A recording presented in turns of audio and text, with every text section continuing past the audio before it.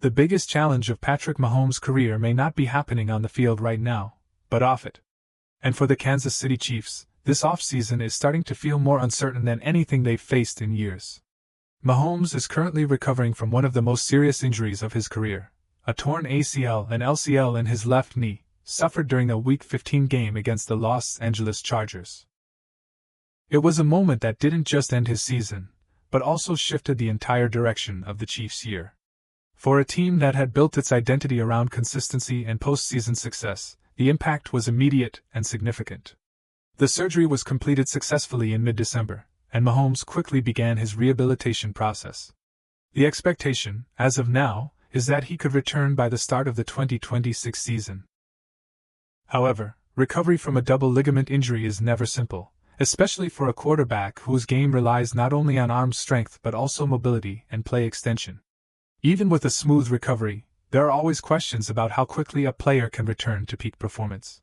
What makes this situation more difficult is the timing. Before the injury, Mahomes was playing highly effective football.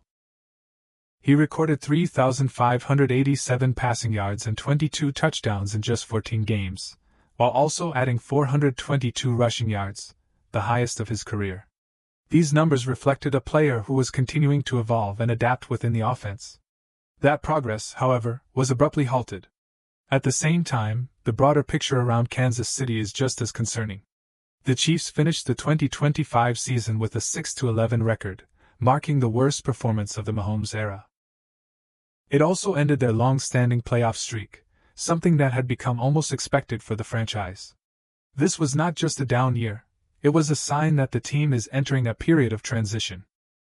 As Mahomes focuses on recovery, the roster around him is also changing. One of the most notable developments is the departure of wide receiver Marquise Brown, who has signed a one-year deal with the Philadelphia Eagles. Brown was an important part of the offense last season, finishing with 49 receptions, 587 yards, and 5 touchdowns. He was the second leading receiver on the team, only behind Travis Kelce. Beyond the numbers, Brown provided something that is not easily replaced: speed and the ability to stretch defenses. He gave Mahomes a reliable option on the outside and helped create space across the field. His departure leaves a noticeable gap in the offensive structure, particularly at a time when the team can least afford instability. Now, the responsibility shifts to the remaining group of pass catchers. Players like Rahi Rice are expected to take on a larger role, but he is still in the process of establishing himself. Juju Smith-Schuster brings experience, but has typically been more effective as a complementary option rather than a primary target. Meanwhile, Travis Kelce remains a key figure in the offense, although his production has shown some natural decline compared to earlier seasons.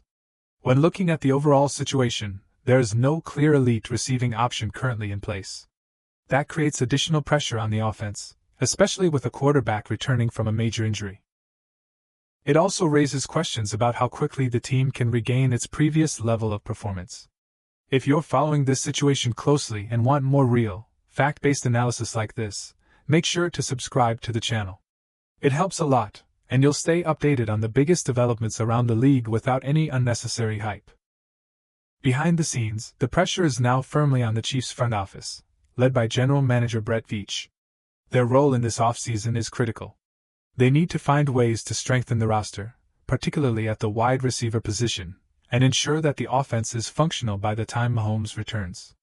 The challenge is not just about adding talent, but about building a system that can support a quarterback who may still be regaining full confidence in his movement.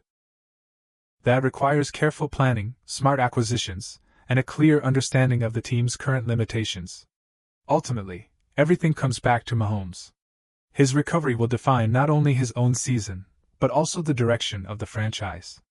If he returns at full strength, the Chiefs still have a foundation to compete. But if there are delays, or if the roster issues are not addressed, the team could face another difficult season. For years, Kansas City operated with the belief that having Mahomes under center was enough to remain in contention. That belief may still hold true, but it is now being tested in a way it never has before. As the 2026 season approaches, the situation remains uncertain. The pieces are still moving, the roster is still evolving, and the biggest question has yet to be answered. When Patrick Mahomes returns, will the team around him be ready? Or will this offseason mark the beginning of a more challenging chapter for the Kansas City Chiefs?